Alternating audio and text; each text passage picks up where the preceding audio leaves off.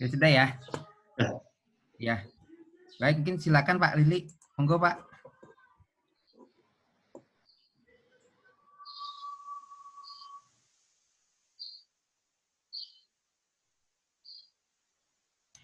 Halo, kedengeran? Ya Pak, dengar Pak.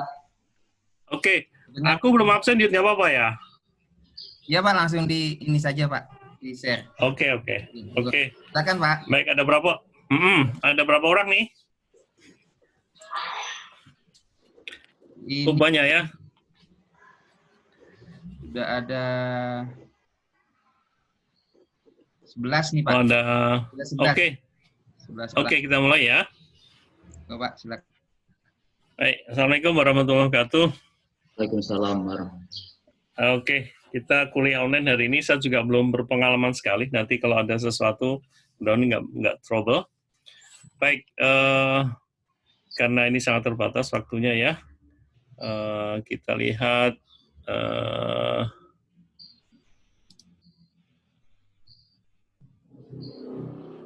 Oke, apakah ini bisa dilihat? Bisa. PowerPoint bisa ya? Bisa Pak. Bisa Pak. Oke. Baik, hari ini kita akan membahas mengenai remote sensing. Jadi selama di UTS mungkin sudah disampaikan oleh Pak Yudi, banyak hal yang berkaitan dengan data-data vektor ya, di mana di situ ada poligon, ada point, ada line, dan di dalamnya ada atribut. Nah, berbeda dengan yang berbasis vektor, hari ini kita akan membahas remote sensing. Dan banyak juga yang mengatakan remote sensing ini adalah GIS yang berbasis raster. Ya, ada mengatakan begitu. Nah, pada prinsipnya, banyak sekali produk dari remote sensing ini, output dari remote sensing ini menjadi input di dalam GIS. Misalnya, kalian harus mendevelop data up-to-date mengenai line cover, data up-to-date mengenai indeks vegetasi, dan sebagainya. Nah, itu hanya bisa dilakukan kalau kalian memahami penggunaan remote sensing. Oke, hari ini kita akan membahas, ini ada outline-nya, ada definisi, dan seterusnya. Nggak tahu hari ini sampai kapan, nanti akan sampai bab apa, nanti akan kita sambung lagi. Baik, sebelumnya mungkin perlu saya sampaikan, banyak sekali bahan-bahan yang bisa kalian pelajari di internet, misalnya ini, ada beberapa sumber, kan kalau kalian bisa melihat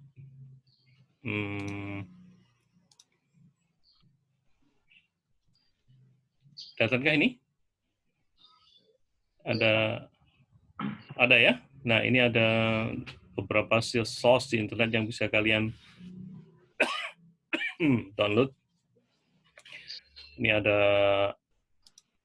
prinsip remote sensing dari Singapura, Pak Liu ini dari CRISP. Kemudian ada dari Earth Data, dari NASA. Banyak sekali sumber-sumber yang bisa kalian pelajari.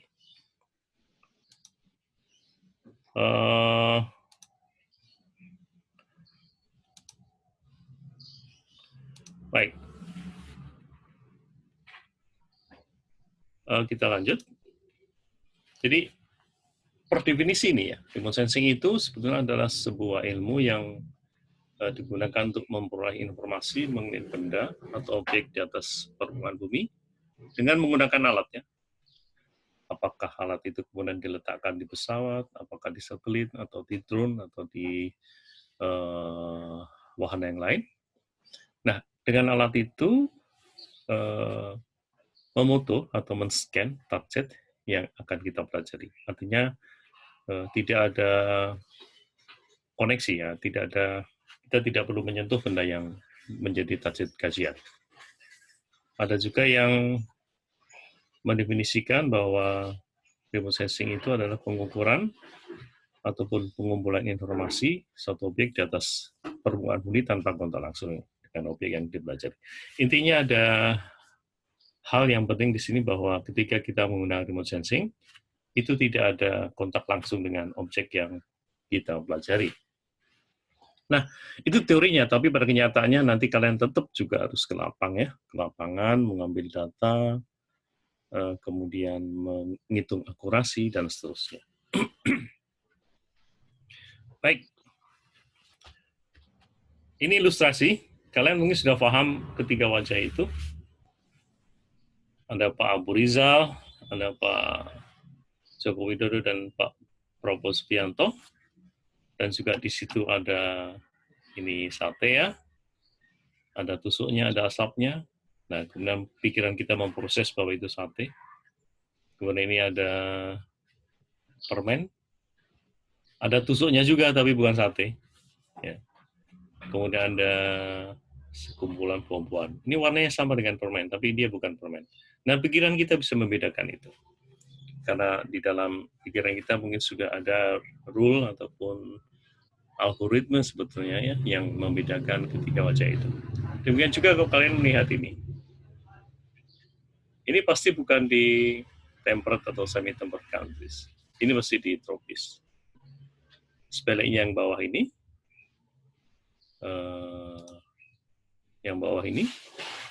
ini adalah lokasi yang pasti bukan di tropis. Ini di temperate karena di sana ada salju, kemudian ada sakura yang belum mekar ini. Nah, demikianlah kompleksitas bagaimana pikiran kita memahami objek. Nah, kalau kita lihat skemanya, objek ini, Pak Abu Rizal dan seterusnya ini, memantulkan cahaya. Ya. Kemudian cahaya itu bergerak dan kita tangkap dengan mata kita sebagai sensor. Kemudian mata kita memprosesnya di otak kita, di pikiran kita, dan di sini kemungkinan ada banyak sekali rule sebetulnya ya, yang kemudian berdasarkan rule itu pikiran kita mengambil keputusan, mengenali objek itu. Apakah dia Pak Abu Rizal, apakah Pak Jokowi, apakah Pak Subianto. Nah, rule itu bisa saja misalnya dari warna kulit, ya, dari bentuk muka, dari bentuk wajah, bentuk hidung, bentuk telinga, aksesoris yang dia pakai, dan seterusnya. Dan demikian kompleks itu ada di pikiran kita.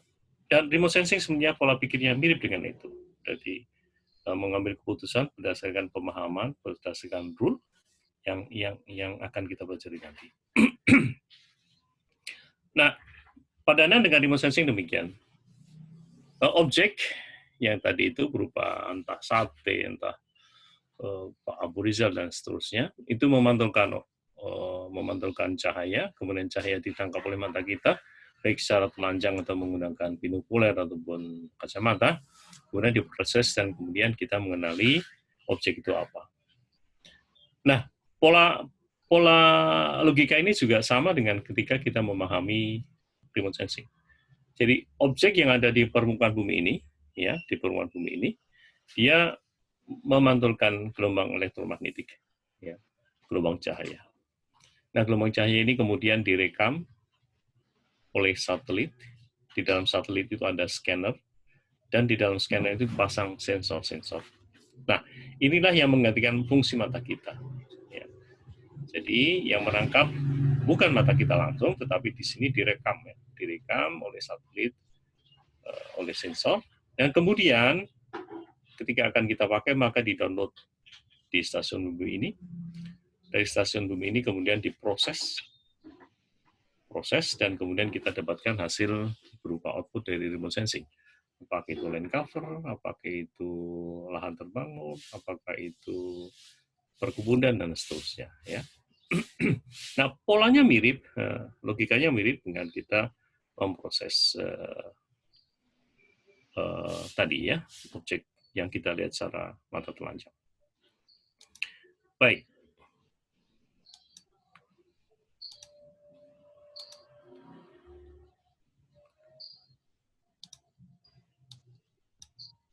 Oke. Anda lihat ini ya, ArcGIS, bisa dilihat. Tampilan bisa dilihat? Bisa ya? Bisa, Pak. Oke. Bisa Pak, bisa. Oke. Nah, ini adalah wajah ataupun objek yang difoto dari satelit sana. Ya. Dengan menggunakan sensor tadi yang ada di satelit. Nah, di sini kita bisa melihat berbagai warna ya, berbagai warna. Nah, sama dengan kita melihat tadi sate ataupun melihat buah-buahan, melihat wajah Pak Abu Rizal, Pak Joko Widodo dan lain. Maka kita bisa membayangkan bahwa ini adalah sebuah objek yang berbeda bila warnanya berbeda. Oke, misal ya, ini tahu nggak tempatnya di mana? Ada yang bisa menduga di mana nih? Ayo, di mana? Tri? Cilacap ya? Ini Nusa Kambangan. Ini Segara Anakan. Ini Cilacap. Oke, dari sini kita lihat misalnya objek yang berwarna hijau gelap ini. Objek hijau gelap berada di muara sungai semuanya. Ini kira-kira apa? Dan mangrove. Ini apa ini? Mangrove, ya. Tri nggak ke sana tapi tahu itu mangrove ya. Karena pikiran kita mengolah bahwa vegetasi yang berwarna hijau itu yang di tepi muara adalah mangrove. Ya. Berarti semua yang berwarna sama ini mangrove. Nah, sedangkan di sini, ini ada berbagai warna yang berbeda sekali dengan warna hijau gelap ini. Nah, ini pasti objek lain. Apakah objek ini mewakili apa? Anda harus ke sana melihat. Ya, walaupun secara harfiah definisinya mengatakan kita tidak ada kontak langsung dengan objeknya, tetapi ketika menerjemahkan, ketika kita mengambil putusan itu apa, kita harus ke lapangan. Ya. Baik. Kita kembali ke PowerPoint-nya. Ini. Oke, jadi prinsip kita melihat benda dengan mata kita telanjang dan scanner, sensor melihat objek itu hampir sama. Ya, kemudian adalah bagaimana kemudian kita memahami objek itu apa berdasarkan baik nanti akan kita pelajari secara visual, kita hanya melihat bendanya, atau kita dengan menggunakan digital ya, digital banyak sekali. Di sini ada artificial intelligence, machine learning dan sebagainya. Ya.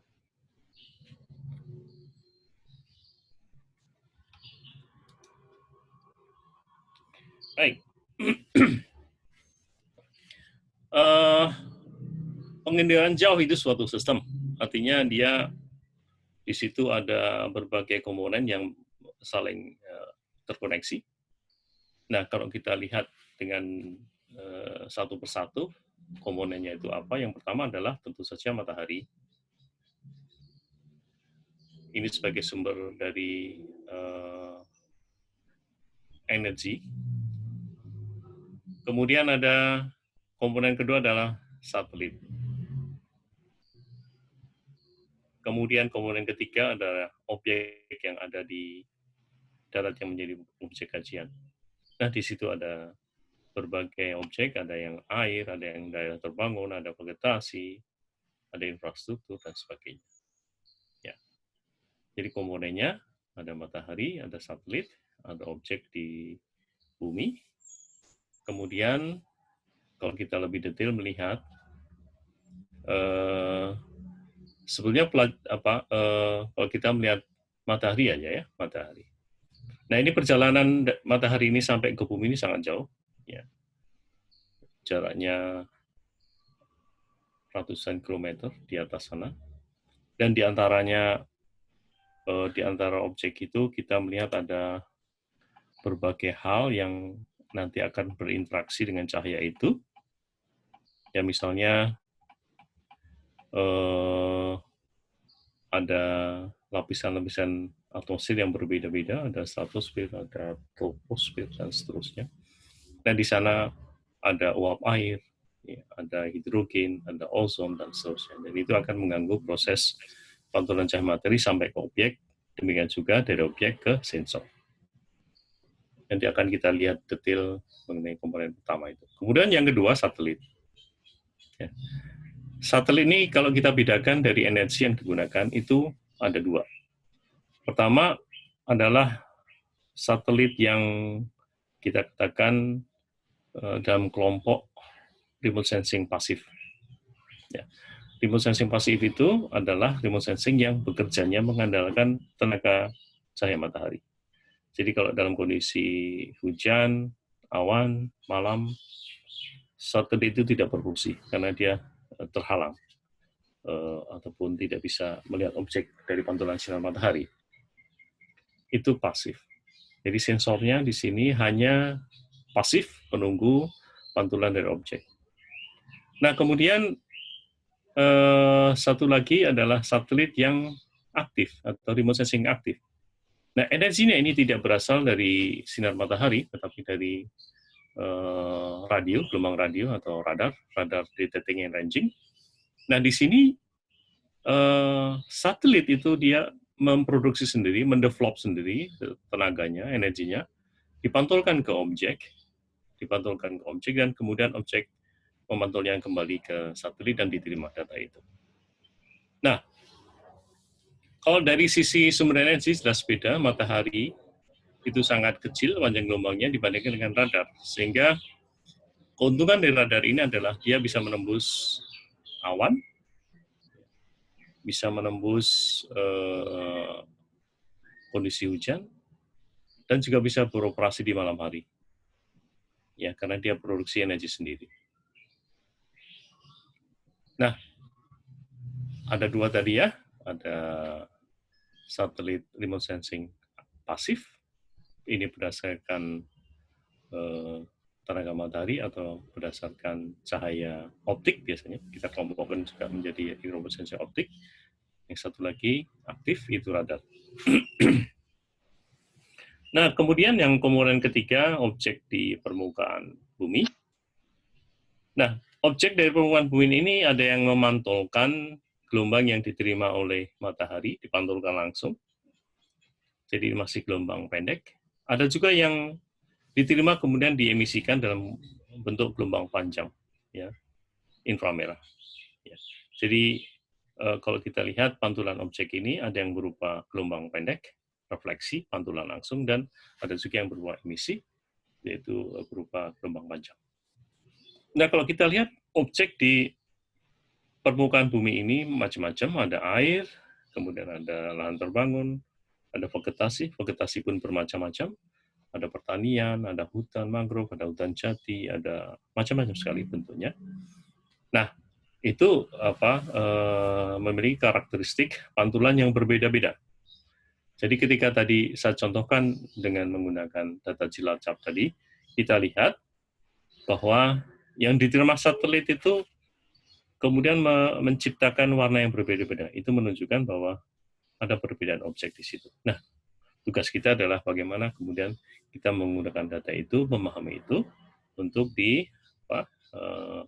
untuk diklasifikasikan, untuk digunakan, untuk menjadi input dari ke GIS ya. Baik.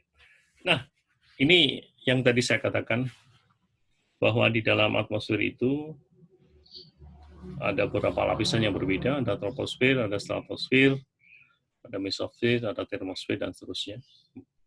Gelombang cahaya masuk ke dalam ini atmosfer ini sehingga dia akan ada interaksi dengan uap air, dengan hidrogen, dengan ozon dan sebagainya. Dan satelit letaknya di termosfer sini, 700 kilo di atas sana. Jadi bisa dibayangkan ketika dia menangkap pantulan cahaya matahari dari objek ataupun pantulan radar dari objek, jarak yang ditempuh demikian jauh, ya. Dan itu sangat dipengaruhi oleh kondisi atmosfer pada saat itu. Oke. Nah, ini adalah ilustrasi dari berbagai gelombang elektromagnetik yang dipantulkan oleh matahari. Di sini adalah kelompok gelombang cahaya yang mempunyai energi sangat tinggi. Dia memiliki panjang gelombang yang sangat pendek, ya, sehingga dia frekuensinya sangat tinggi. Ini punya energi yang tinggi. Biasanya digunakan untuk kesehatan, untuk pertanian, ya, di sini. Kemudian ada ultraviolet, bisa untuk kesehatan. Kemudian ada visible. Kemudian ada infrared, ada microwave, dan ada gelombang TV dan radio yang digunakan untuk komunikasi. Nah, yang digunakan di dalam fotografi, ya baik dia digital atau analog, ya, itu adalah yang daerah visible ini. Sekitar 0,4 sampai 0,7 mikrometer atau 400 sampai 700 nanometer. Ini yang digunakan untuk fotografi. Jadi rentangnya sangat panjang, 0,4 sampai 0,7 mikrometer. Ini untuk fotografi. Dan yang digunakan untuk remote sensing, seperti kita sampaikan tadi, bahwa ada dua. Yang pertama adalah yang menggunakan visible dan infrared. Ini adalah remote sensing aktif tadi, ya, remote sensing aktif.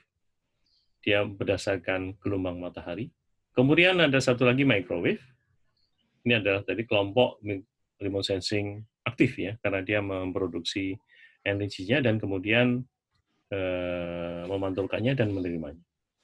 Nah, kelompok inilah yang kelompok gelombang cahaya ini yang digunakan untuk remote sensing pasif yang visible dan infrared, dan remote sensing aktif itu yang microwave. Kalau ada pertanyaan silakan ya, di sela saja. Baik. Ini sudah kita pelajari waktu kita di SMA, bahwa ada panjang gelombang, ada frekuensi, ada amplitudo. Panjang gelombang itu ada lambda, ini jarak puncak gelombang. Kemudian ada amplitudo, ini adalah tinggi gelombang. Dan ada frekuensi, jumlah puncak gelombang dalam satuan waktu tertentu. Jadi semakin rapat, semakin pendek panjang gelombang, maka frekuensi semakin tinggi. Dan selalu berkebalikan karena perkalian keduanya adalah kecepatan cahaya. Dalam mengendalikan frekuensi ini adalah kecepatan cahaya. Jadi selalu berkebalikan. Kalau gelombangnya panjang, mesti frekuensinya kecil, energinya kecil. Ya. Nah, ini rumus yang sudah pernah kita pelajari juga, bahwa energi itu ada perkalian dari frekuensi dikalikan dengan konstanta. Nah, ini menentukan gelombang itu dipakai untuk apa. Misalnya untuk vegetasi, ya, energi yang diperlukan adalah dari gelombang merah dan biru karena dia digunakan untuk fotosintesis, ya. Dan puncak penyerapan klorofil itu mirip dengan absorpsi dari gelombang merah dan biru. Nanti akan kita lihat di belakang. Ini lebih detail. Jadi rentang cahaya total, itu ada gelombang radio, dan seterusnya tadi sudah kita sampaikan. Yang dipakai untuk remote sensing, cahaya tampak dan inframerah, kan dipakai untuk remote sensing aktif, ada radar. Kalau kita lihat lebih detail lagi, ini cahaya tampak. Nah, kalau kita breakdown lebih kecil lagi, cahaya tampak itu sebetulnya ada berbagai warna, dari merah sampai ke violet, yang memiliki panjang gelombang yang berbeda-beda, energi yang berbeda-beda. Ya. Jadi sinar putih yang kita terima itu sebetulnya kalau kita lihat lebih detail, itu adalah kumpulan dari panjang gelombang yang berbeda-beda. Merah ini dari 0,6 sampai 0,7 mikrometer, orange 0,5 sampai 0,6, yellow 0,5 sampai 0,57 sampai 0,59, green 0,5 sampai 0,57, blue 0,4 sampai 0,5, dan seterusnya. Nah, kita lihat red ini penting karena dan blue ini juga penting karena ini digunakan untuk fotosintesis atau katalis fotosintesis di proses vegetasi, yaitu fotosintesis, ya. Infrared itu dibagi menjadi 3, near, mid, dan far. Nah, ini banyak juga digunakan untuk remote sensing, terutama adalah yang mendeteksi thermal atau panas. Ya, jadi misalkan aplikasinya ya, kalau kita lihat, kita baca di publikasi, bisa digunakan misalkan untuk melihat tingkat kekeringan vegetasi, kekeringan lahan, dan juga ada juga yang menggunakan untuk melihat aktivitas binatang yang nokturnal dengan menggunakan kamera ataupun remote sensing yang berbasis infrared ini. Microwave remote sensing aktif ya. Sama dengan optik, bisa dibagi menjadi detail panjang gelombang sesuai dengan komponennya. Di radar juga demikian, di microwave juga demikian. Ada yang ukuran sub-milimeter sampai ke 1 meter. Ya. Nah, ini dibagi menjadi sama, ada berbagai bagian yang kita sebut menjadi, misalnya ini KA band, ada K band, ada KU band, X band, CSLP band. Dia mempunyai panjang gelombang yang berbeda-beda. Ya. Paling tinggi adalah B band, ini sampai 1 meter. L band sampai 30 cm, S band sampai 15, C 7,5, X 3,75, KO 2,4, dan KA 1,67. Nah, ini aplikasinya banyak digunakan juga di remote sensing. Kaitannya ini bukan untuk melihat fisiologi dari tumbuhan, tetapi lebih ke arah biomasa, volume, ya, struktur dari objek. Karena panjang gelombang ini sama sekali tidak digunakan untuk proses fisiologi. Ini hanya berkaitan dengan physical properties dari objek. Apakah kadar air, apakah besar kecilnya biomasa, dan sebagainya. Baik, ada pertanyaan sampai sini?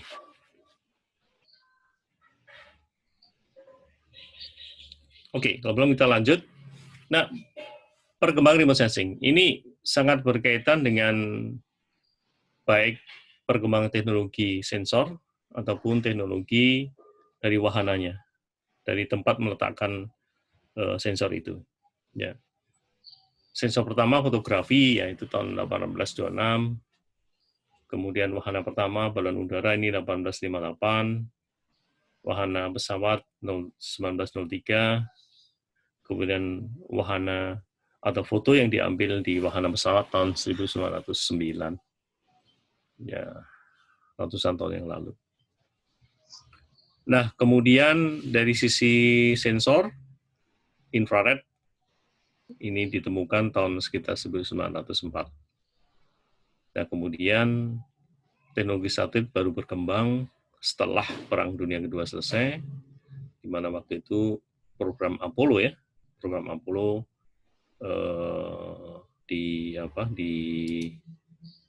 dikembangkan. Nah, saat itulah mulai teknologi satelit berkembang dengan sangat cepat. Ini contoh-contohnya.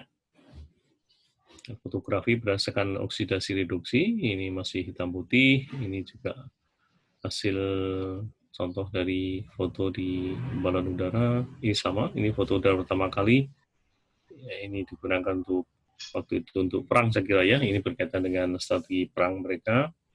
Nah, ini satelit, ada banyak tipe, ada Landsat, kemudian ada MODIS, ada Spot, ada Vengyun, NOAA, QuickBird, Icarus, dan sebagainya. Ada ratusan satelit di atas sana, baik dia operasional, berukuran besar, ataupun dia sekedar hanya berukuran yang kecil, seperti milik A8, itu ada A3, hanya berukuran sekitar 150 kilo, sedangkan yang satelit besar ini bisa 1 ton, lebih bahkan 1,5 ton di atas sana.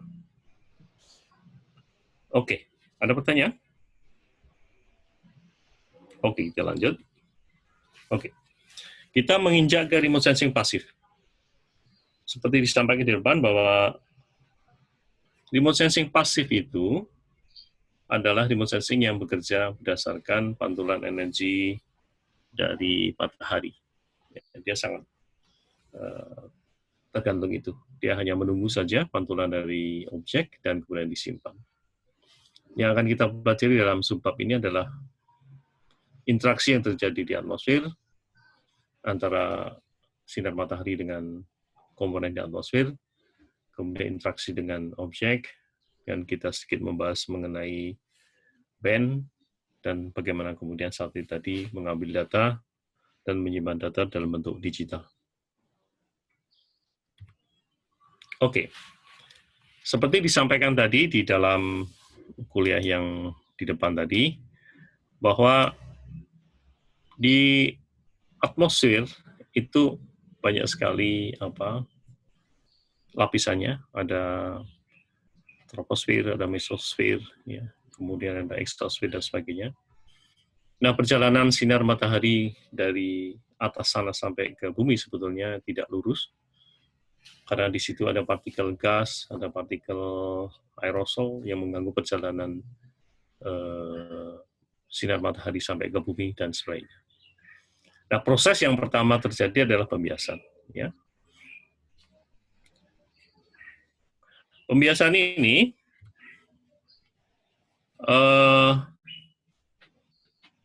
kalau kita lihat pembagiannya, pertama adalah Rayleigh scattering.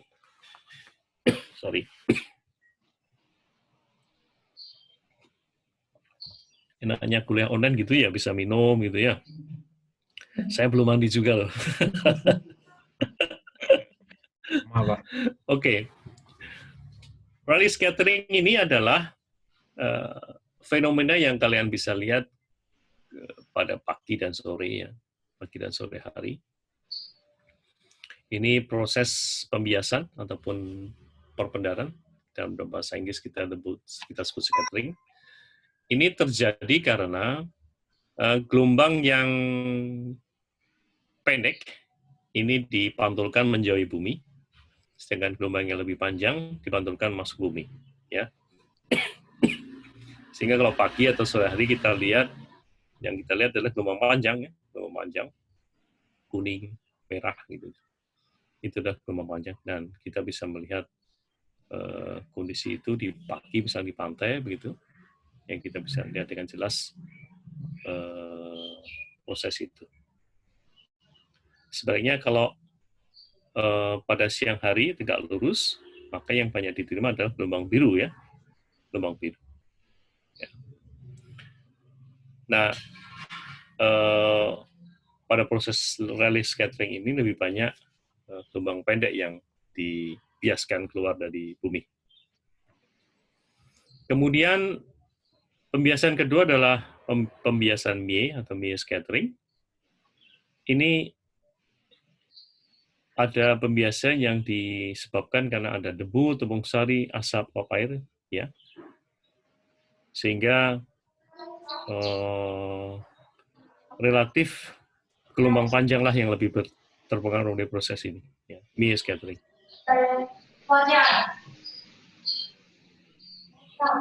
Kemudian non-selective scattering.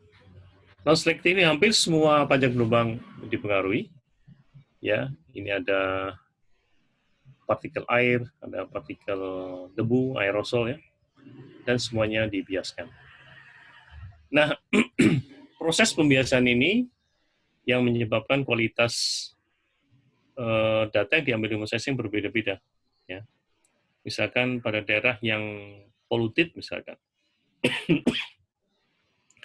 Misalnya di daerah Jakarta dan sekitarnya, kita lihat selalu saja ada lapisan aerosol di atasnya, yang itu biasanya mengganggu. Demikian juga kita bisa melihat bahwa ketika data diambil pada musim kemarau dan musim hujan, itu akan menimbulkan kualitas juga berbeda. Karena pada musim hujan banyak awan, ya, banyak partikel uap air yang kemudian mengganggu atau terjadi proses-proses scattering itu. Oke, selain proses scattering, ada proses absorpsi. Ya, coba dilihat di atmosfer bagian atas ada ozon, ada CO2, ada uap air. Nah, itu menyerap energi gelombang matahari ya. Dan itu sebenarnya menguntungkan kita ya. Misalnya ozon. sorry. Jadi prosesnya ada dua. yang satu dibiaskan, yang satu diabsorpsi. Oke, tadi interaksi gelombang matahari dengan komponen atmosfer. Kemudian ini kita akan bahas bagaimana cahaya matahari tadi berinteraksi dengan objek. Ini saya contohkan interaksi yang terjadi di objek vegetasi yang morfologinya seperti itu ya. Morfologinya ini mirip apa? Paku kali ya. Paku ya, Tri. Nah, ini kalau kita lihat, incident angle ini adalah cahaya yang masuk. Ya, cahaya yang masuk ini incident angle, I. Kemudian I ini akan berproses. Sebagian ada yang ditransmisikan, diteruskan. Sebagian ada yang diabsorpsi. Dan sisanya dipantulkan. Jadi jumlah T, A, dan R ini adalah sama dengan I. Kemudian cahaya yang ditangkap oleh sensor remote sensing itu adalah yang R. Jadi banyak sedikitnya yang diabsorpsi, banyak sedikitnya yang ditransmisi, itu menentukan sebetulnya seberapa besar yang diterima oleh sensor di satelit. Ya. T, transmisi ini banyak dipengaruhi oleh morfologi objek. Morfologi misalkan padi ya, padi itu beda banget dengan karet, beda banget dengan sawit, tapi dia mirip dengan alang-alang, ya, secara morfologinya. Sehingga bisa jadi refleksi dari padi itu sama dengan alang-alang pada peluang seperti itu. Nah, yang diabsorpsi ini lebih banyak dipengaruhi oleh vigor tanaman itu. Misalnya, ketika vegetasi itu kekeringan. Ketika kekeringan, maka proses fotosintesis terganggu. Nah, proses fotosintesis terganggu, maka penyerapan blue dan red menjadi lebih kecil. Ya toh?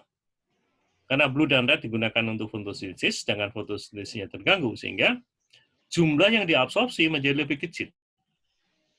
Artinya, yang direfleksikan akan lebih besar. Nah, artinya ketika vegetasi itu terganggu proses fotosintesisnya, pastilah dia akan lebih terang, karena dia akan lebih banyak memantulkan gelombang cahaya matahari. Ya. Jadi, jumlah besar kecilnya R atau refleksi dari sinar matahari yang ditangkap sensor itu sangat tergantung seberapa banyak diabsorpsi dan seberapa banyak yang ditransmisi. Transmisi ditentukan oleh morfologi, absorpsi ditentukan oleh banyak proses fisiologi. Ya. Jadi memahami itu sangat penting ketika kita nanti melihat berbagai objek yang ditangkap oleh sensor satelit. Ya, bagaimana dengan benda-benda yang mati, misalkan jalan? Yang terjadi adalah hampir seluruh cahaya dikembalikan ke satelit ya, dipantulkan. Ini kita sebut specular ataupun mirror-like reflection karena nyaris sama dipantulkan, kecuali bagian yang diserap kemudian ditransmisikan dalam bentuk gelombang panas. Ya, jadi ada emisi gelombang panas dan juga ada refleksi dari gelombang pendek. Ya. Dan ini sangat menentukan karena pastilah lahan-lahan yang seperti ini, yang lahan-lahan terbuka, infrastruktur yang terbangun ini akan kelihatan lebih terang dibandingkan dengan vegetasi di sekitarnya. Karena hampir seluruh cahaya dipantulkan kembali ke sensor. Nah, ini ilustrasi bagaimana morfologi memengaruhi jumlah refleksi yang dipantulkan oleh objek yang diterima oleh sensor. Ini kita lihat kalau materi mengenai objek berupa vegetasi seperti pine, ya, kerucut seperti ini, akan terjadi pemantulan ke berbagai arah yang berbeda-beda. Nah, ini proses yang saya sampaikan. Kalau tadi lebih banyak dipengaruhi morfologi, terjadi refleksi. Nah, ini absorpsi. Absorpsi, kita tahu bahwa proses fotosintesis menggunakan blue dan red, ya, dan memantulkan banyak green dan infrared. Jadi ketika fotosintesis berjalan sangat baik atau sehat, vegetasi itu figurnya bagus, maka tumbuhan akan kelihatan lebih green, ya, lebih green. Dan dia akan lebih banyak memantulkan infrared. Ya. Jadi proses penyerapan absorpsi dari blue dan red ini ditentukan oleh proses fisiologi dari tanaman itu. Ya. Dan kita tahu masing-masing spesies itu mempunyai kecepatan rate fotosintesis yang berbeda. Sehingga nanti akan kita lihat bahwa refleksi ataupun data yang diterima oleh sensor itu beragam, ya, beragam. Walaupun sama-sama vegetasi, tapi akan mempunyai ragam yang berbeda-beda. Nah, bagaimana kemudian kalau cahaya matahari mengenai objek berupa air? Ya, ini ilustrasinya ada ada cahaya ini masuk. Nah, ada kondisi di mana air itu jernih dan air itu kotor, keruh. Ada kondisi di mana air itu sangat dalam dan dangkal. Ya.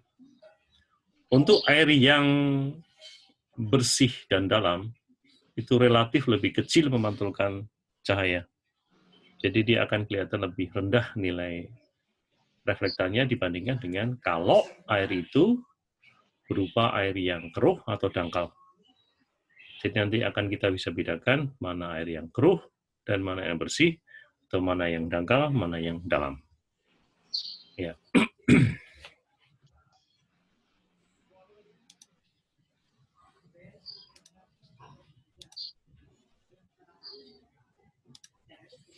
Oke, kembali ke sini.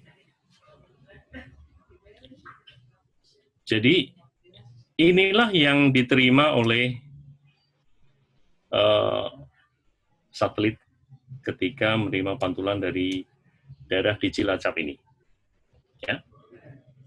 Ini kalau kita lihat, nilainya berbeda-beda. Misalnya, untuk yang ini,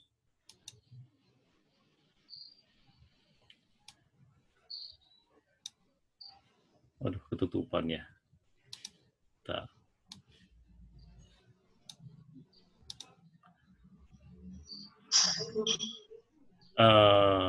Gimana caranya nih? Karena nggak bisa di-share ya. Oke.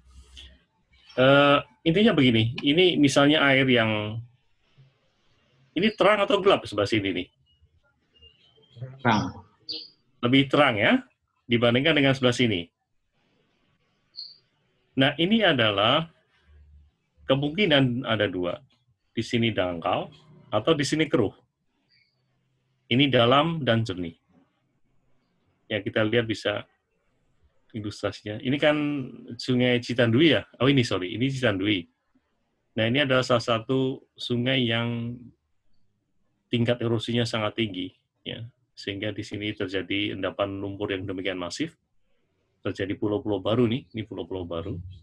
Nah, inilah yang menyebabkan tampak terang karena keruh ya. Dibandingkan dengan sebelah sini, ini relatif sangat clean, ini bahkan biru ya. Ini sangat sangat jernih ataupun dalam.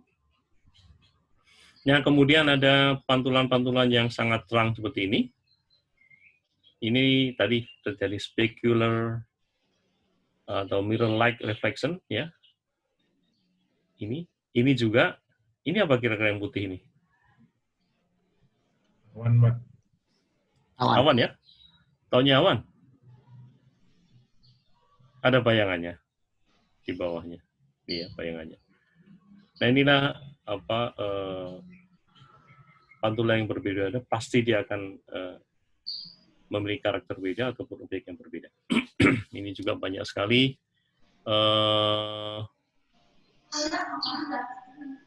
warna-warna objek vegetasi yang berbeda ya. Ya. Inilah wajah yang dipotret oleh satelit tadi, dan mekanismenya kenapa bisa berwarna-warna karena memang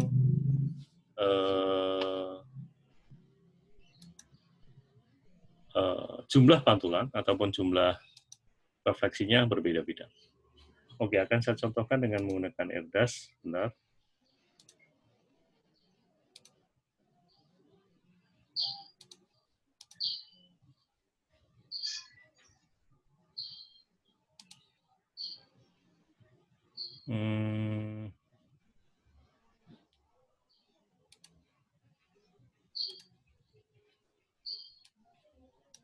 Kelihatan ya?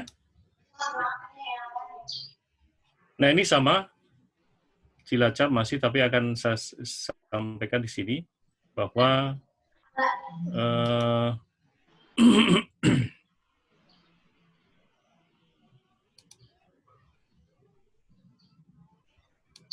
ini kelihatan nggak? Kelihatan, Pak. Kelihatan ya? Oke. Kelihatan, Pak. Oke. Nah, ini kita lihat yang air ini, yang air yang terang ini adalah demikian. Ini anggap aja sensornya ya, tipe sensor 1 sampai 6 ya. Kita lihat air yang terang seperti ini. Kemudian satu lagi air yang gelap. Saya ambil sebelah sini. Seperti ini. Ya. Jadi yang keruh tadi, kalau kita lihat, ini adalah nilai pantulan ya, anggap saja nilai pantulan. Kita lihat yang terang tadi adalah lebih tinggi daripada yang gelap di sini. Ya, ini air. Ini air. Air yang terang, yang dalam, kemudian air yang ini adalah air yang keruh ataupun dangkal. Dan bagaimana kalau vegetasi? Kita lihat, ini mangrove-nya. Ini mangrove, yang hijau terang ini. Kemudian satu lagi saya ambil misalkan padi di sini ya, kita ambil padi. Ini padi. Jadi dengan melihat ini kita bisa melihat, bisa membedakan sebetulnya selain secara visual, yang hijau-hijau dekat muara ini ada mangrove, secara visual kita tahu, dan ini juga kita secara visual tahu ini adalah padi, karena ada kotak-kotaknya, sawah. Secara visual kita bisa membedakan, tetapi juga kalau kita melihat nilai pantulan dari objek itu juga berbeda. Ya, kita lihat di sini yang padi, kita lihat tinggi sekali dibandingkan yang mangrove. Ya. Jadi dengan memahami itu, kita bisa memahami objek baik secara visual ataupun nanti secara digital, nilai-nilai yang ada di dalam dari digital itu, nilai-nilai dari pixel setiap objek.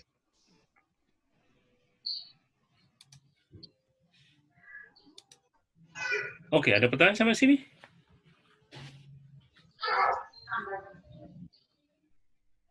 Apakah bisa ditangkap penjelasannya? Oke, nanti bisa juga kirim email kalau kalian ingin bertanya sesuatu. Oke.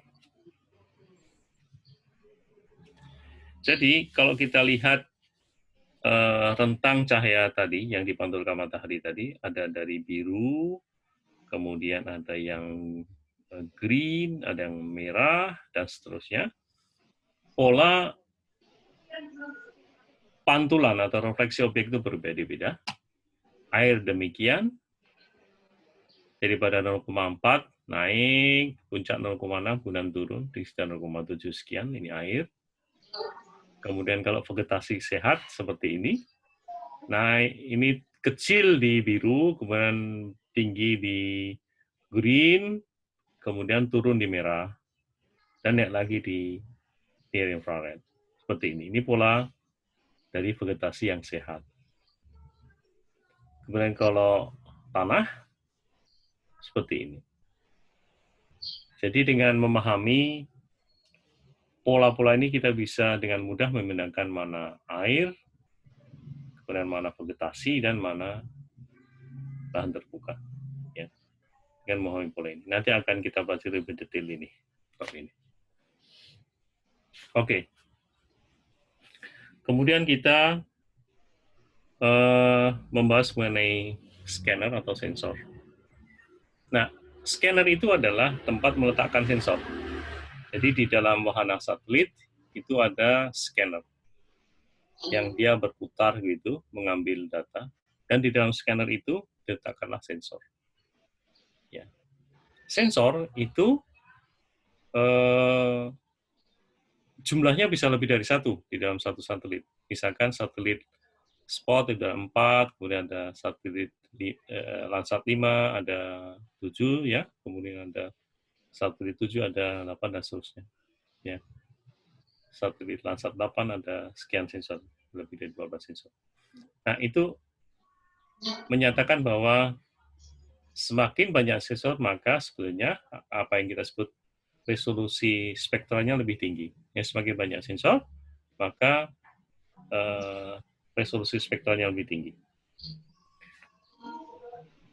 Kemudian, masing-masing sensor itu merekam tentang panjang gelombang tertentu. Misalkan dia hanya merekam biru saja, dia hanya merekam merah saja, dia hanya merekam hijau saja, dan seterusnya.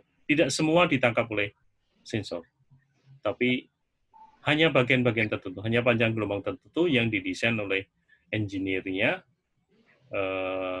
mengenai kemampuan sensor tadi menangkap rentang cahaya tertentu.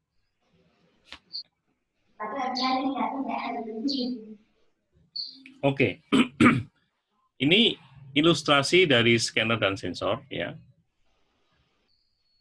ini ada sistem fotografi analog dengan menggunakan film. Ya, ini berdasarkan gelombang cahaya tadi dari 0,4 sampai 0,7 nanometer. Ya. Nah, kamera analog mengambil semua dalam satu landscape ini dari dalam satu jepretan diambil. Ya. Tidak ada pembagian pixel di situ. Ya, karena ini analog, maka satu frame ini menjadi satu gambar. Ini kamera analog yang film itu ya. Dan kemudian kalau digital, ini berbeda. Digital, satu landscape ini dibagi menjadi pixel. Jumlah pixel ini tergantung dari kemampuan kamera. Ada yang 16 pixel, ada 10 megapiksel, dan seterusnya. Semakin tinggi pixelnya, maka ukurannya semakin kecil. Ya, semakin kecil, dan akan semakin tinggi resolusinya. Jadi ini diambil per pixel, kemudian disimpan di dalam sensor itu. Nah, ini adalah scanning dari scanner yang flatbed yang alat scanner yang bisa kita pakai untuk men-scan gambar. Caranya demikian, ya, di foto dia berputar begitu, dia melakukan scanning. Nah, bagaimana dengan satelit? Satelit pada prinsipnya ada dua scanner, teknik scanningnya. Pertama adalah yang push broom. Push broom ini dari satu bentangan ini, dari satu bentangan landscape, maka diambil satu kolom langsung semuanya. Satu kolom. Jadi ini diambil sekaligus dan kemudian diambil datanya di sensor ini. Ini diambil sekaligus. Nah, kemudian yang whisk broom ini berbeda. Dia memasukkan tidak sekaligus dalam satu line ini, tapi dia per pixel. Diambil sini, berjalan begitu. Ini berputar, ini ngambil, bergeser. Gitu. Ini whisk broom. Dari sisi teknologi, saya baca bahwa yang array ini lebih gampang mengelolanya, karena lebih simpel, tetapi terjadi distorsi di kanan-kiri gambar. Ya, jadi proses koreksi akan lebih rumit sebetulnya, karena dia harus memperbaiki pixel yang di ujung-ujung ini, yang relatif terjadi distorsi. Nah, itu tidak terjadi di whisk broom, karena dia mengambilnya per pixel dan tegak lurus relatif begitu. sehingga dia tidak terjadi distorsi di kanan kiri image-nya. Tapi mengelola datanya lebih repot karena dia satu-satu ya, mengambil satu, sehingga manajemen datanya lebih repot. Ini pushbroom, pushbroom. Nah, satu lagi mirip dengan pushbroom adalah hyperspektral ini. Ini sama dengan pushbroom, hanya jumlah sensornya ratusan. Kalau ini mungkin hanya 12, 10 gitu ya. Ini ratusan. Nah, di mana sistem scanning itu dipakai? Pushbroom itu dipakai di Spot, di IRS, di QuickBird, di OrbView, dan di Iconos. Contohnya ya. Sedangkan yang Whiskbroom ini dipakai di Landsat. Yang ini dipakai di Landsat, ini dipakai di Spot. Ya.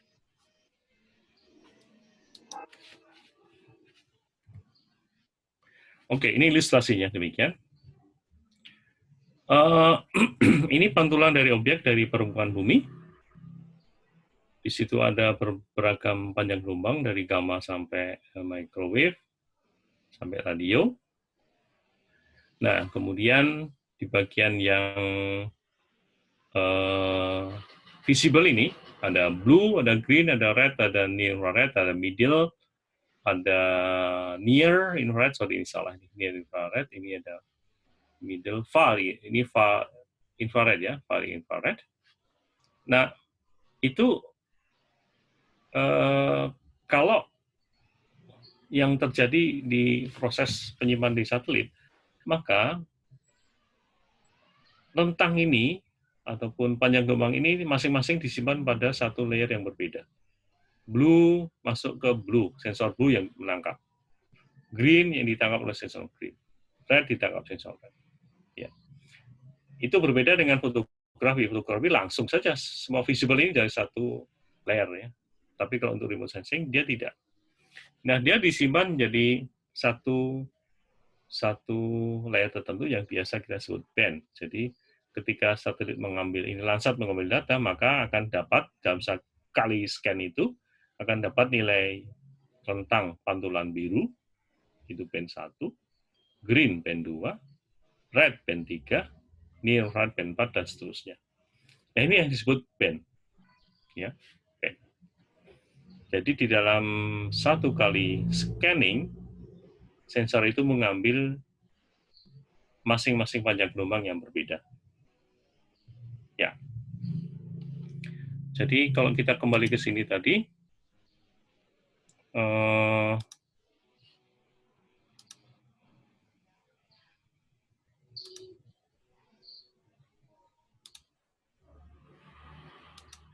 ini, ya,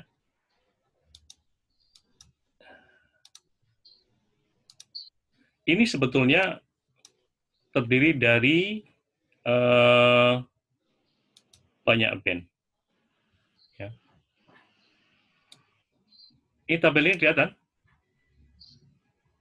Kelihatan tabel ini? Kelihatan tadi? Nah, ini kita lihat gambar yang saya tampilkan di sini itu sebetulnya 6 layer. Blue, green, red, near red, orange, dan kemudian ini adalah yang thermal saya hilangin. Ya, ini infrared juga. Ya. Ya, ini adalah sebetulnya banyak, tapi kalau kita lihat, yang saya pakai hanya band 5, 4. Near infrared, band 4, red, dan band 3, blue. Yang saya pakai hanya ini. Ya. Jadi ketika ini saya pakai, maka keluarnya warna-warna seperti ini. Aduh, hilang. Oke. Kalau di AirDAS selalu begitu, kadang-kadang hilang. Dan jadi, di dalam satu kali mengambil tadi,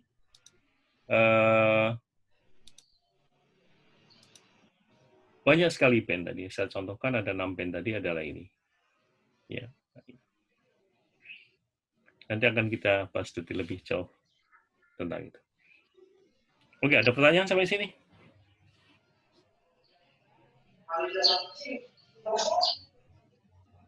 Halo?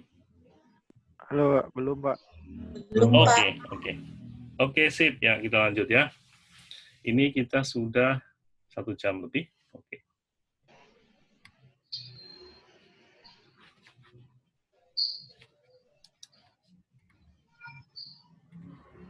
Oke. Jadi tadi disebutkan bahwa semakin banyak sensor, maka kita sebut resolusi spektralnya semakin tinggi.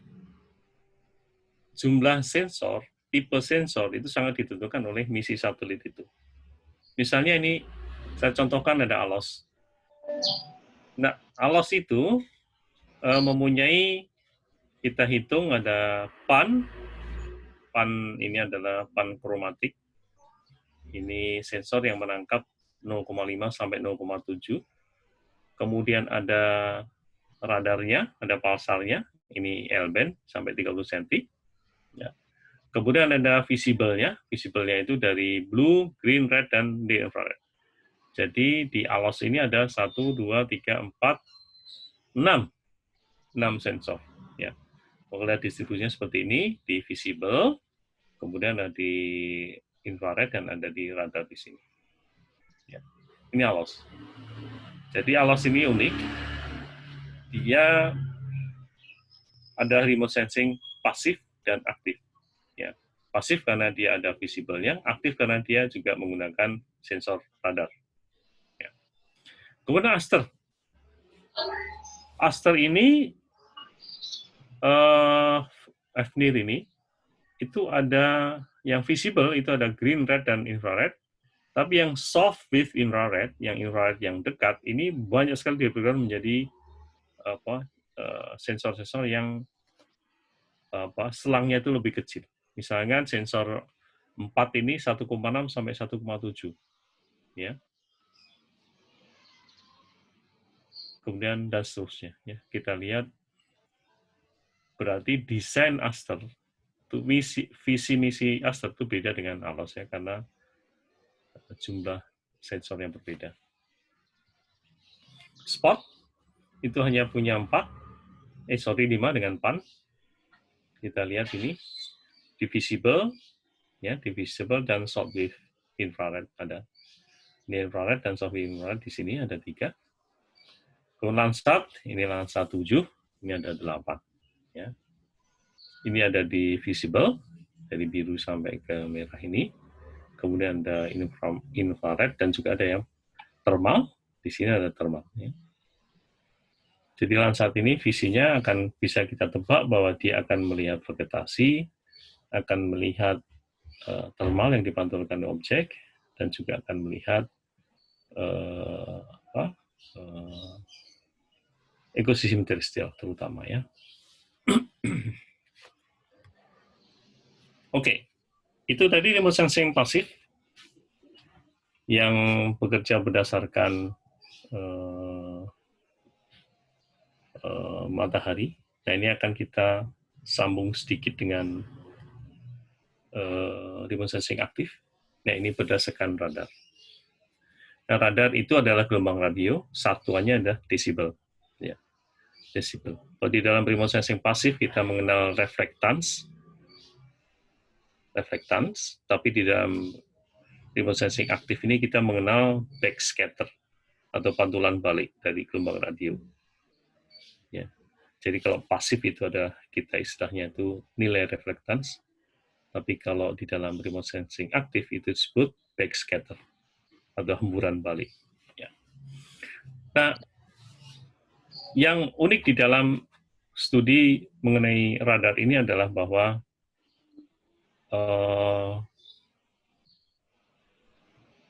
dia mempunyai pola rambat gelombang yang berbeda-beda. Paling tidak ada 3 tipe, ya, 3 tipe. Ada rambat gelombang yang secara horizontal, ada rambat gelombang yang secara vertikal, dan satu lagi adalah rambat gelombang yang secara sirkular, berputar. Nah, yang berputar ini ditemukan oleh orang Indonesia yang menjadi profesor di Chiba University, Pak Yosafat namanya. Nah, ini diklaim di banyak paper dia akan lebih dia lebih akurat di dalam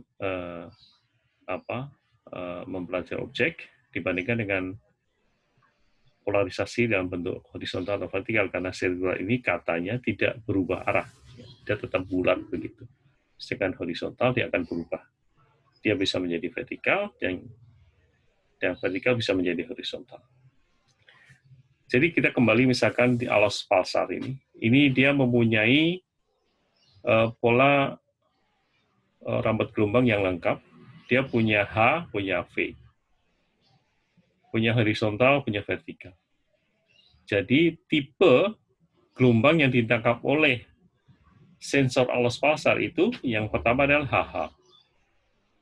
HH ini adalah gelombangnya dipancarkan secara horizontal, kemudian diterima kembali horizontal juga.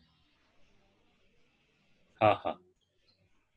Jadi pemantulannya secara horizontal, gelombang radarnya diterima secara horizontal. Itu band HH. Kemudian satu lagi band VV, ini dipantulkan vertikal dan diterima vertikal. Kemudian ada HV, dipantulkan horizontal, diterimanya vertikal. Satu lagi VH, ditransmisikan dalam bentuk vertikal, tapi diterima dalam bentuk horizontal. Nah, jadi alas pulsar ini kita sebut satelit yang mempunyai polarisasi lengkap. Kita sebut full polarisasi, karena dia punya HH, punya VV, punya V, dan punya VH. Ya. Nah, ini pola rambatan gelombangnya. Yang horizontal ini misalnya satelit Nadarsat 1, dia horizontal begini. Kemudian ada IRS, ini vertikal saja. Nah, Radarsat 2 dan alas pulsar ini punya dua polarisasi, baik secara horizontal dan vertikal. Ya. Ini contoh-contoh satelit dengan tipe polarisasinya. Nah, bagaimana karakteristik gelombang radar ini ketika dia mengenai objek? Nah, ini ada ilustrasi pantulan remote sensing optik. Optik itu tadi saya katakan dia rentangnya sekitar 0,4 sampai 0,7 ditambah infrared ya, optik. Nah, kalau kita melihat optik ini sangat berkaitan dengan fisiologi dari tumbuhan. Seperti saya katakan tadi, misal contohkan di sini, di dua graf ini. Di graf atas ini adalah sumbu X menyatakan jumlah cahaya yang diabsorpsi. Sumbu X. Dan yang dari sumbu Y ini adalah panjang gelombang. Panjang gelombang. Yang di bawah ini adalah kecepatan fotosintesis. Ini pada gelombang 400 sampai 700. Jadi kalau kita lihat kecepatan fotosintesis dari tumbuhan itu ada dua puncak gelombang. Satu di gelombang blue, 400 sampai 500 nanometer. Satu lagi di gelombang red, 600 sampai 700 di sini. Nah, ternyata puncak gelombang itu sama dengan puncak-puncak absorpsi dari klorofil A dan karotenoid. Jadi klorofil B dan karotenoid itu dia puncaknya ada di gelombang biru, sedangkan di klorofil A itu puncaknya ada di gelombang merah. Sehingga mengapa dalam proses fotosintesis yang dipakai blue dan red, karena absorpsi energi itu sama dengan absorpsi dari klorofil A ataupun karotenoid. Sehingga dia dipakai fotosintesis. Nah, itu karakteristik optik lebih banyak dipengaruhi oleh fisiologi dari objek. Tetapi kalau yang radar, misalnya saya contohkan di sini ada X, ada L, ada C. Ya, X band ukurannya 2,4 cm, L band 15 sampai 30 cm, C band 3 sampai 75 cm. Nah, dari panjang gelombang yang ada ini kita menjadi paham bahwa ini pastilah tidak ada kaitannya dengan fisiologi, karena fisiologi menggunakan panjang gelombang red dan blue. Ya. Sedangkan ini sentian ya, sentian. Ya, tentu saja tidak digunakan untuk proses fisiologi, tetapi proses penetrasi dari pemantulan daripada radar ini sangat berkaitan dengan physical properties atau sifat fisik dari tanaman itu, vegetasi itu, objek itu. Misalnya, C-band, kalau satelit menggunakan, X-band, kalau satelit menggunakan X-band yang hanya panjangnya 2,4 cm, maka dia sudah dipantulkan pada puncak kanopi, karena dia tertahan oleh daun. Daun kan hanya sekitar 5 sentian ya, jadi ini sudah mantul, balik. L-band, ini sampai 30 cm, sehingga dia mampu menembus daun. Ada suara. Ada suara. Ada pertanyaan? Enggak ya. Oke, yang L-band ini sampai panjang 30 cm, sehingga dia mampu menembus daun, ranting, cabang. Bahkan dia bisa sampai ke permukaan tanah di bawah objek. C-band, dia berukuran 375, dia lebih penetrasinya lebih dalam dibandingkan X-band. Ya kira-kira ada di tengah kanopi sini ya. Nah, kemampuan penetrasi ini sangat berkaitan dengan physical properties dari objek. Dan yang mempengaruhi tinggi rendahnya backscatter ataupun pantulan balik dari radar itu pertama adalah dielectric constant. Ini kaitannya dengan kandungan air dari objek. Kemudian volume objek, biomasa. Kemudian diameter objek, ini kaitannya dengan tebal batang, cabang, ranting. Bentuk objek, apakah dia cone, apakah dia oval, ya. Kemudian jarak tanam, pola tanam, umur tanam. Sifat permukaan, apakah di bawah permukaan itu adalah serasah atau lahan terbuka. Ya, semakin kasar permukaan, maka backscatter-nya semakin tinggi. Semakin kasar, semakin tinggi. Misalnya lahannya dicangkul, begitu, akan berbeda ketika lahan itu halus. Kemudian kadar air tanah, genangan. Air tanah dan genangan cenderung dia menyerap gelombang radar.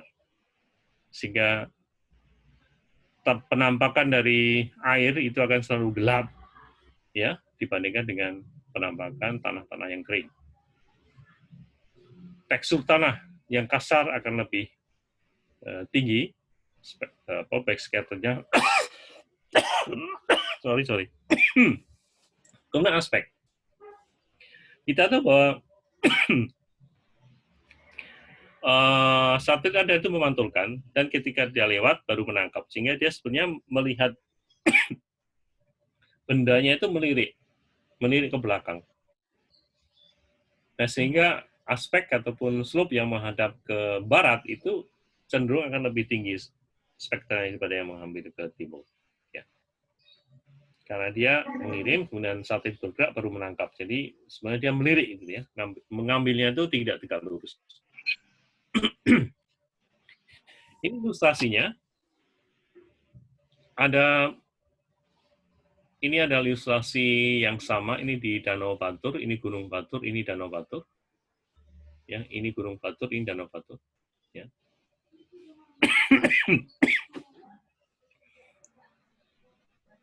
Nah, ini kita lihat untuk yang radar, yang saya susun berdasarkan HHP dan satu lagi band sintetik, ini HH min HP, bisa juga HH per HP, bisa HH plus HP, sehingga itu bisa mendapatkan warna ini. Kita lihat bahwa ya, aspek yang menghadap ke barat itu lebih terang dibandingkan dengan yang menghadap ke timur. Itu berkebalikan dengan citra optis dari Landsat, di mana bagian yang timur selalu lebih terang dibandingkan tempat-tempat yang menghadap ke barat. Kenapa? Karena Landsat itu diambil datanya pada sekitar jam 10 ya, jam 10. Sehingga posisi matahari masih di timur. Ya. Sehingga yang di barat itu belum mendapat sinar, dia akan cenderung lebih rendah. Nah, kita lihat di sini. Ini sangat gelap, ini berarti air, genangan air. Ya, dia menyerap backscatter radarnya. Sama juga dengan optik, juga demikian, diserap. Ya. Yang kita lihat di sini, perbedaan yang prinsip antara radar dan optik. Ya. Ini remote sensing aktif, ini remote sensing pasif. Ya. Oke. Chapter selanjutnya adalah ketika satelit melakukan scanning data, bagaimana dia disimpan. Ya. Itu akan kita pelajari dalam subbab ini. Pertama, proses peregaman, proses penyimpanan, transfer data dari satelit ke receiving station, dan bagaimana user menggunakannya. Oke. Nah, ini adalah proses bagaimana satelit merekam bumi. Satu adalah satelit yang kita kelompokkan menjadi satelit yang geostasioner. Dia berputar, kecepatannya sama dengan rotasi bumi, sehingga pada prinsipnya dia akan merekam tempat yang sama, terus-menerus. Ya, real time, dia merekam tempat yang sama. Kemudian yang kedua, sun synchronized atau near polar orbit. Ini satelit bergerak dari utara selatan, begitu. Dan sebaliknya, ada descendant ascendant, begitu. Dia berputar pada satu tempat dan bumi berotasi, sehingga pada prinsipnya satelit kelompok sun synchronized ini atau near polar orbit ini merekam seluruh permukaan bumi pada jam yang sama. Jadi setiap jam 10-11, begitu sekitar jam itu, satelit akan melakukan penyiaman pada tempat yang sama. Ya. Setiap 16 hari sekali dia mengambil data di tempat yang sama. Kemudian equatorial orbit, ini satelit bergerak di ekuator saja. Ya, ekuator saja. Nah, kecepatan atau pembesaran yang merujuk pada frekuensi dari satelit mengambil data pada tempat yang sama tadi kita sebut resolusi temporal. Jadi misalnya Landsat setiap 16 hari sekali, maka dia 16 hari sekali mengambil data itu, nah kita sebut resolusi temporal Landsat adalah 16 hari. Kemudian pada kasus geostasioner, ini near real time, jadi dalam sehari dia setiap saat mengambil data, setiap 10 menit sekali, 5 menit sekali, dia mengirimkan data itu ke stasiun bumi. Ya. Jadi resolusi temporal dari geostasioner ini sangat tinggi dibandingkan dengan near polar orbit. Nah, kok equatorial, saya kurang paham berapa sekali dia mengambil data ini, ya. Karena kecepatan rotasinya ini berbeda, kecepatannya lebih tinggi daripada rotasi bumi, ya. Saya belum pernah sekalipun menggunakan data yang satelit equatorial ini. Kita punya 8, dia satelit mikro yang diletakkan di equatorial, tapi lebih banyak dia digunakan untuk memantau kapal dibandingkan untuk memantau ekosistem terestrial. Ini perbandingannya. Geostasioner meliput permukaan bumi, kemudian equatorial meliput bagian ekuator saja, near polar orbit, ini meliput seluruhnya. Nah, letaknya posisinya beda. Geostasioner itu pada orbit geostasioner 35.000 km, tinggi sekali. Kemudian medium orbit equatorial ini sekitar 23.000. Kemudian low orbit ini sekitar 760 km. Ini adalah tempat-tempat satelit yang merekam seluruh permukaan bumi, near polar orbit. Nah, hasilnya tentu saja yang semakin tinggi, maka cakupannya besar, tetapi pikselnya kasar. Equatorial ini juga demikian, tinggi, sehingga pikselnya kasar. Sedangkan yang near polar orbit, ini cakupannya lebih sempit, tapi mempunyai ketelitian yang cukup baik, atau pikselnya sangat halus. Nah, ini adalah gambaran bagaimana Landsat mengambil data di Indonesia, dibagi menjadi persib, dan alamat dari atau posisi dari pengambilan ini adalah tetap, misalnya Jakarta, itu pada posisi row 64 dan path 122. Jadi kalau kalian mencari di internet sumber-sumber yang untuk download data satelit, maka kalau ingin mendownload Jakarta, dia posisinya di R64 dan P122. Kemudian misalkan di Madura ini di R65, P118 dan seterusnya. Total kita ada sekitar 225 image seluruh Indonesia yang mengcover bagian terestrial saja, ya, tidak termasuk laut. Jadi bisa dibayangkan kalau kita membuat data yang levelnya nasional, akan mengumpulkan scene Landsat yang demikian besar. Sekali pengambilan, berarti itu 225. Padahal kalau dalam setahun itu bisa dikalikan saja ya, dalam sebulan itu bisa 1, bisa 2. Jadi 24 dikalikan 225, jadi demikian banyak hard disk yang dibutuhkan untuk menyimpan data time series Indonesia. Oke.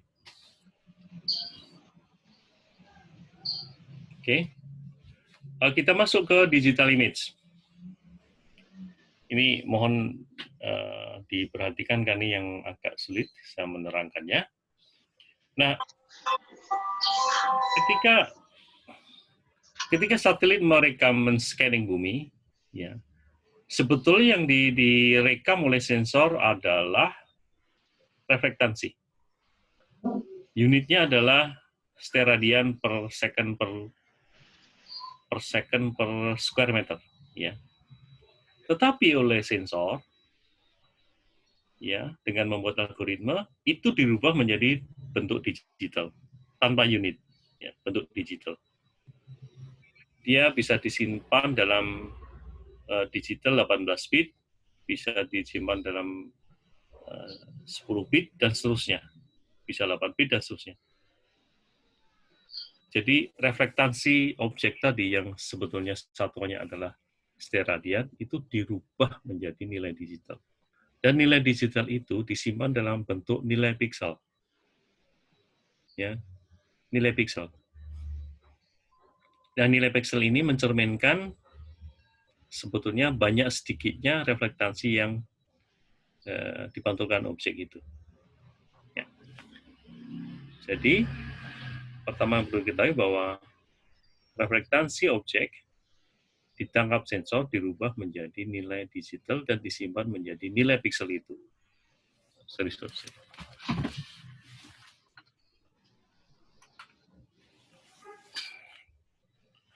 Ya, nah kemudian kita tahu tadi dalam ilustrasi bahwa dalam satu kali scanning itu satelit merekam pantulan yang kemudian dipisah-pisahkan sesuai dengan panjang gelombangnya. Ada blue, ada green, ada red, dan seterusnya. Nah, maka di dalam band-band tadi, ya band-band tadi, itu sebetulnya adalah masing-masing nilai piksel itu adalah mencerminkan satu rentang band saja. Ya. Satu rentang band saja. Ya. Jadi kalau misalkan satelit itu punya 6 sensor, maka masing-masing mempunyai nilai piksel masing-masing sesuai dengan kelompok panjang gelombangnya. Ya. Nah, kemudian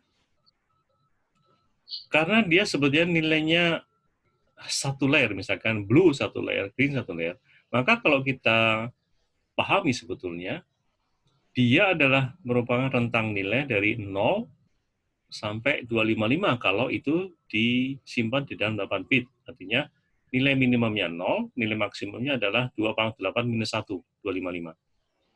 Nah, rentang cahaya dari 0, hitam, sampai ke yang paling putih itu 255.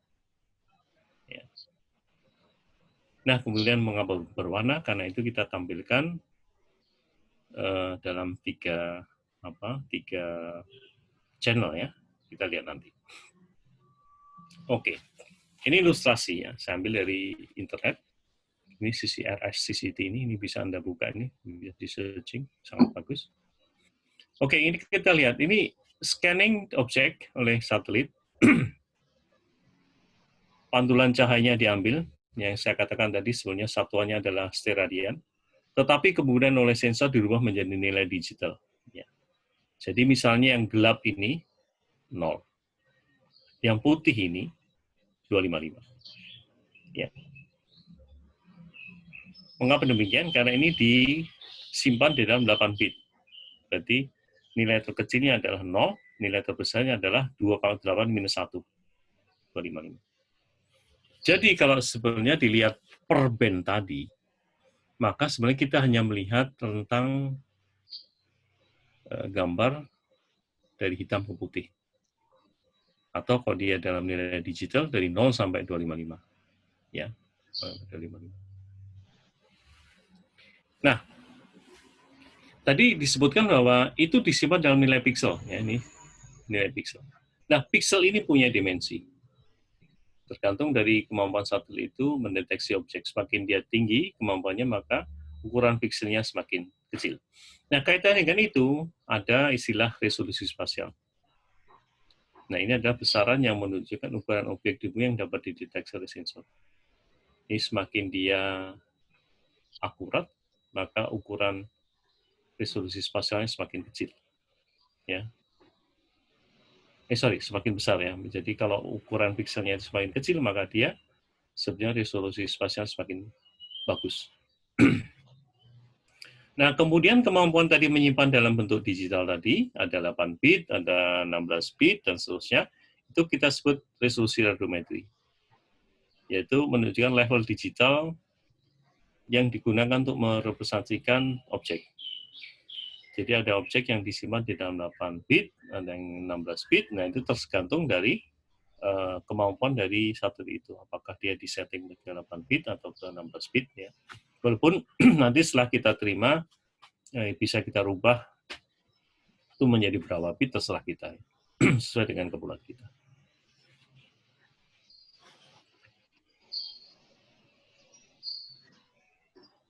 Oke.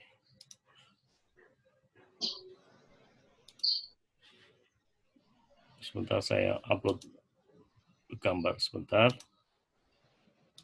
Mudah-mudahan ini tidak tiba-tiba error.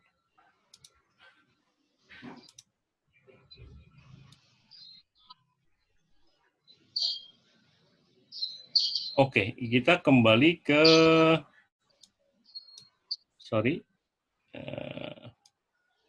kembali ke tadi Landsat di Cilacap. Nah, ini kalau kita lihat, ini gambar ini kalau saya tampilkan dalam satu band saja. Sebetulnya dia adalah black and white. Nah, inilah pixel. Black and white. Dan kalau Anda ingin melihat nilainya berapa, ini bisa kita lihat sebetulnya dia ini sebetulnya adalah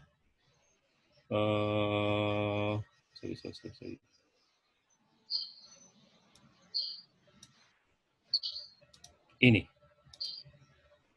Ini tadi adalah yang channel 5. Ini. Jadi kalau ditampilkan dalam nilai digital pixel itu seperti ini.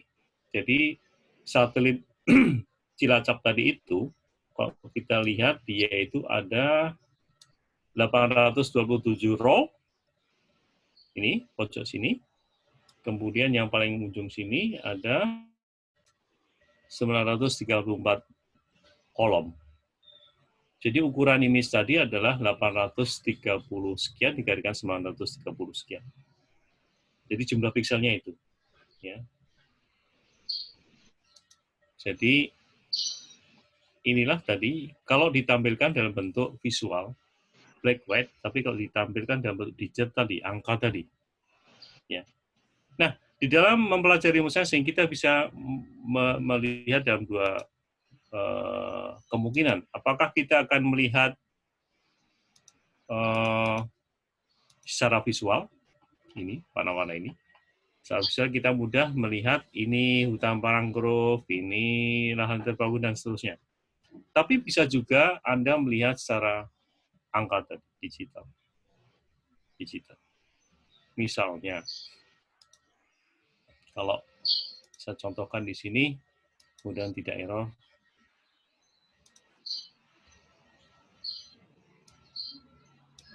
Kalau saya ingin melihat mangrove secara digital, ini. Band 1 nilainya sekian, band 2 sekian, band 3 sekian, band 4-nya, dan seterusnya. Ini adalah mangrove. Kalau saya melihat awan, saya klik di sini. Ini adalah awan.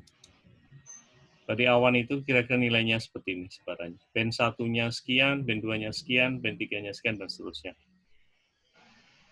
Kemudian kalau saya melihat air sungai, inilah air sungai. Nah, jadi dalam mempelajari tadi, mengkarakterisasi objek yang ditangkap oleh sensor satelit, itu kita bisa melihat secara visual, atau kita bisa melihat secara digital. Visual lebih simpel, ya, tapi lebih jelimet sebetulnya, karena kalian harus mendeliniasi satu persatu objek ini. Tentu saja sangat susah. Nah, kalau secara digital, Anda sebenarnya mengelompokkan data tadi, data yang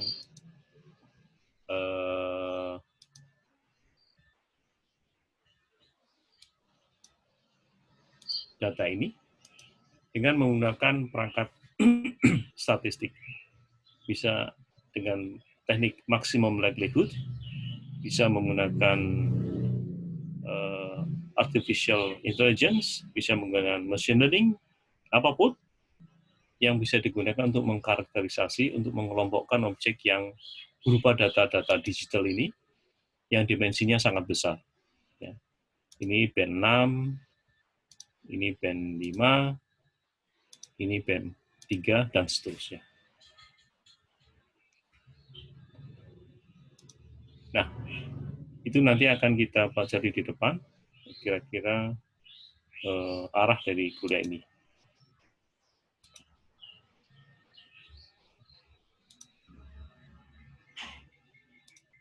Oke, kembali ke sini. Nilai digital, kemudian divisualisasikan. Ya. Nah, mengapa nilai digital tadi yang sebetulnya berupa gradasi warna hitam putih ini kemudian bisa menjadi berwarna, karena kita tampilkan ke dalam 3 kombinasi. Itu ada red, green, blue. Ini di komputer kita ada filter red, filter green, dan filter blue. Sehingga kalau masing-masing data yang berubah hitam putih tadi kita lewatkan, maka ini menjadi lapisan filter merah, ini menjadi hijau, dan ini menjadi biru. Dan kalau kemudian itu saling berimpitan akan memberikan berbagai pola warna dengan menganut konsep ini, additive color primer ini, konsep warna aditif warna primer. Nah, ini bisa, ini adalah kita sebut false color composite atau komposit yang berwarna salah sebenarnya karena tidak sama dengan aslinya. Ini kita bisa kemudian mengatakan yang hijau ini hutan, yang merah ini adalah lahan terbangun, dan seterusnya. Ini kalau kita memahaminya secara visual. Nah, bagaimana kemudian data tadi disimpan? Basicnya ada banyak sekali, tapi 3 ini yang adalah yang paling basic. Jadi data direkam oleh sensor, kemudian disimpan dalam bentuk bill, misalkan ini band interleaved by line, di mana satu kolom ini satu band. Kemudian band interleaved by pixel, ini masing-masing kolom ini satu band, kemudian dia berulang lagi sampai data selesai. Kemudian band sequential, ini adalah satu band itu di dalam satu row yang sama. Ini band sequential. Oke, kemudian data sampai ke kita dengan menggunakan download di stasiun ini. Itu ada 5, kita punya 5. Di Parepare, di Biak, di Pekayan, di Rumpi, dan satu lagi di Sumatera Barat, di Padang. Ini, jadi punya kemampuan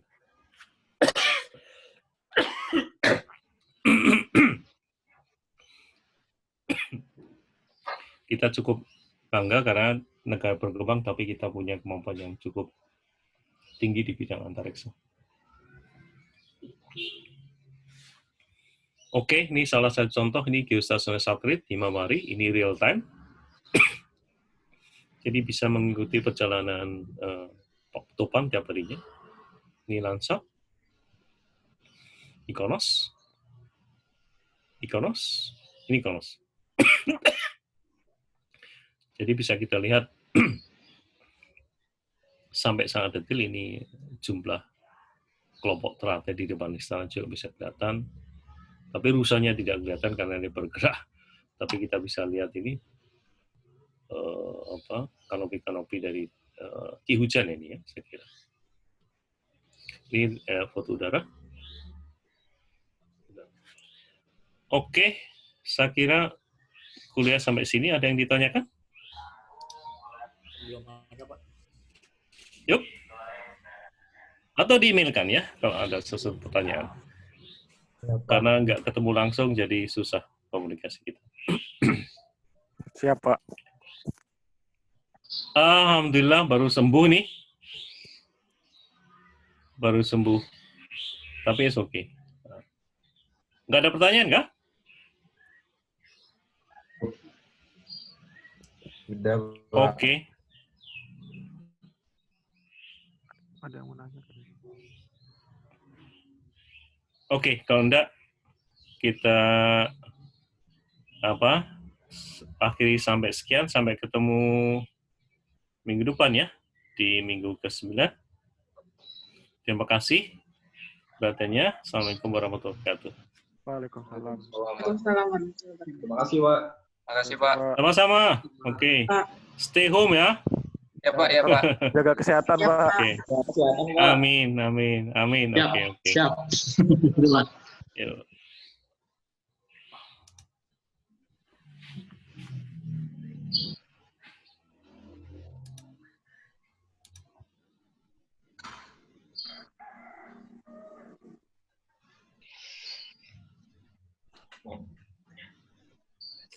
Cukup kumis komat.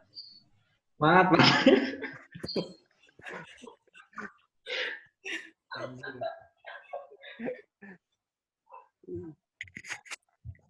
Apaan nih diem-dieman nih? Mau lanjut apaan? Yang kamera dimatiin, yang tidur aja. Berkumis amat. Oh, enak semua. Mat, pecel lele mat 1. Si goreng, Mat. Mat lapar, Mat. Siap. Ditunggu di rumah ya. Pakai JNE, Mat. Oke, ditunggu di rumah ya. Pecelnya 1, Mas.